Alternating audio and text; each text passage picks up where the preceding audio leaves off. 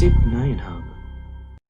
Welcome to the continuation of our presentation on limits. This time we're going to apply the different properties that we discussed in the previous video. But before we continue, do not forget to like this video, hit the subscription and notification bell to stay updated of future videos. Let's have the first one, the limit of a polynomial. We have 3x squared minus 4x plus 1. X is approaching 2.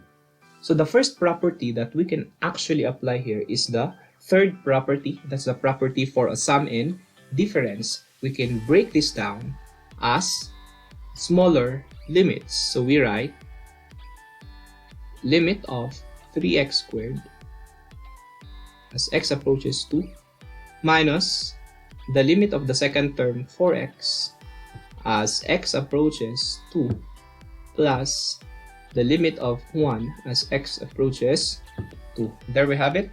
Application of the third property. The next is to factor out the constant that we see here. We can see we have 3 and 4.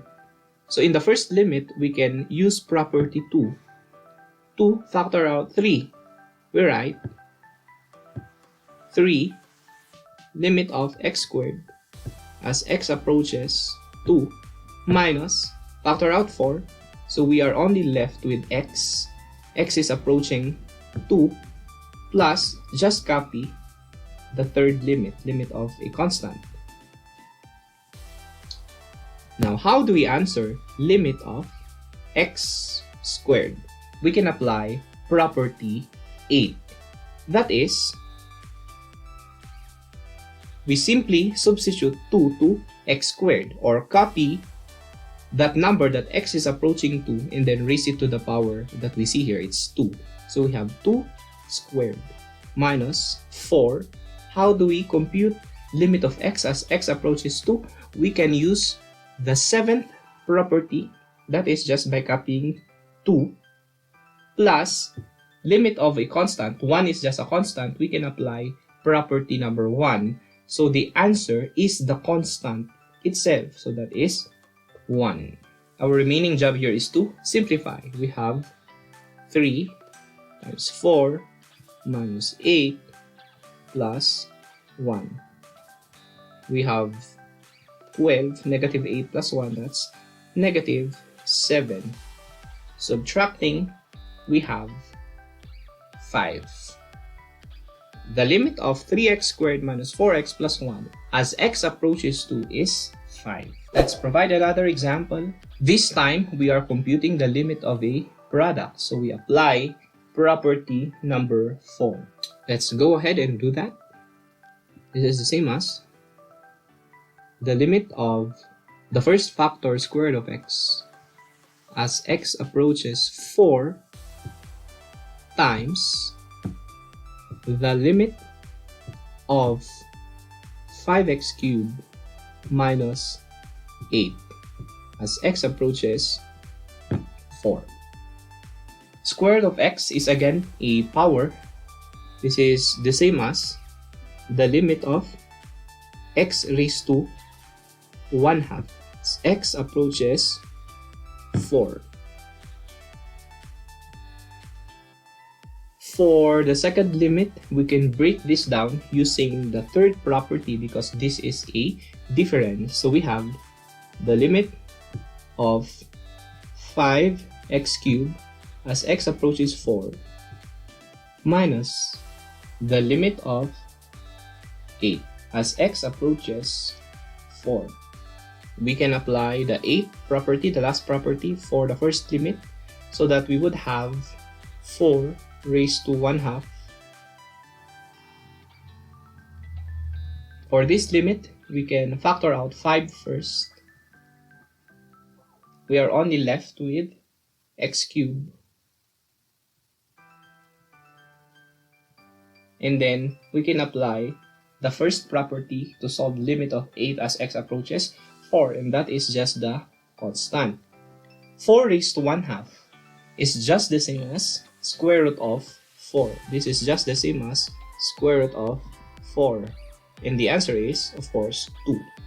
5 how do we compute this limit? We can apply still the 8th property.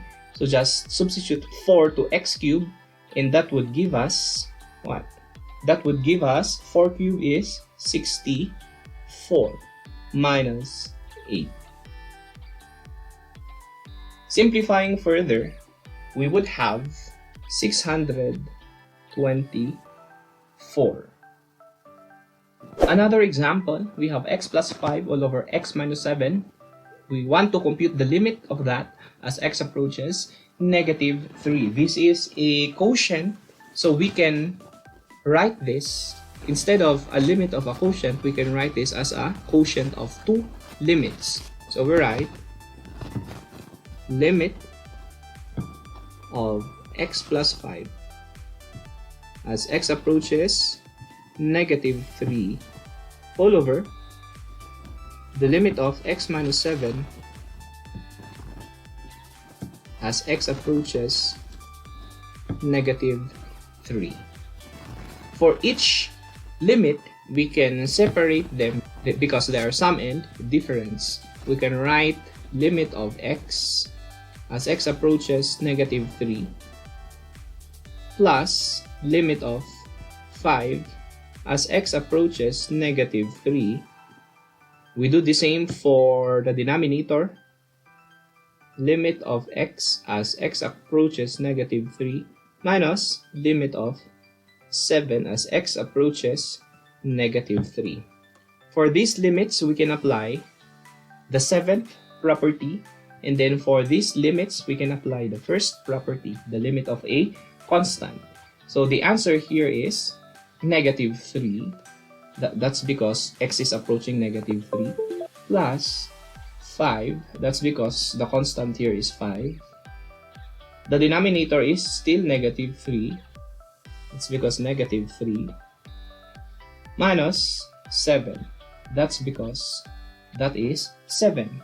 Simplifying, we have positive 2, that's negative 3 plus 5 minus 10. Simplifying it further, we have negative 1 over 5.